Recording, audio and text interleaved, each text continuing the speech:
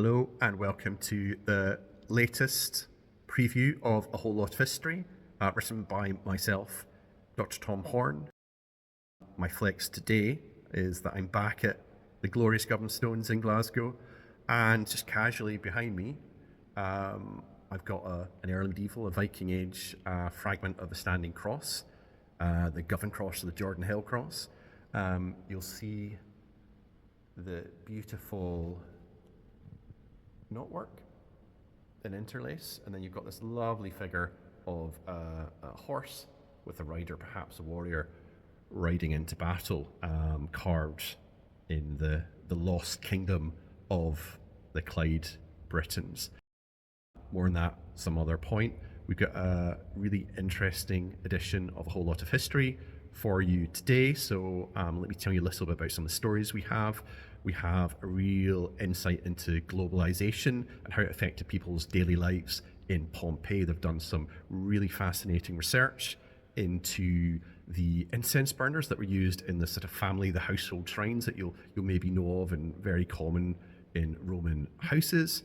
They analysed the ash in a couple of these incense burners or censers and discovered that the frankincense that was burned inside them actually came from either somewhere like sub-Saharan Africa or India.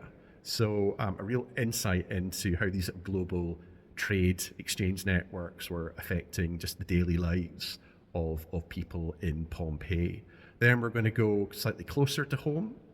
We're going to look at the Book of Kells. I think most people's favourite illuminated manuscript. There have been theories going around that this might actually have been created in Scotland. Previously, it was thought Iona at the monastery there. Even more recently than that, people are looking at whether it was in Port Mahomick in the Highlands of Scotland near Inverness. They did archaeology there over the years and discovered what looked like essentially a processing workshop for making vellum, and then also various other aspects of like the paint and the dyes used to create these beautiful gospel books. So there's an experimental archaeology program that's starting now just to see if they can draw out some more parallels with the theory and the archaeological evidence at Port Mahomick and the Book of Kells itself.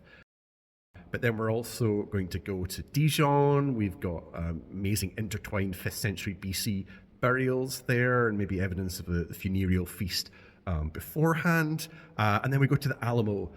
We've got a bronze cannonball there up against the church, and it looks like this may be from the siege and the Battle of Alamo itself. So all that and a whole lot more. Please do subscribe to A Whole Lot of History. Thank you very much.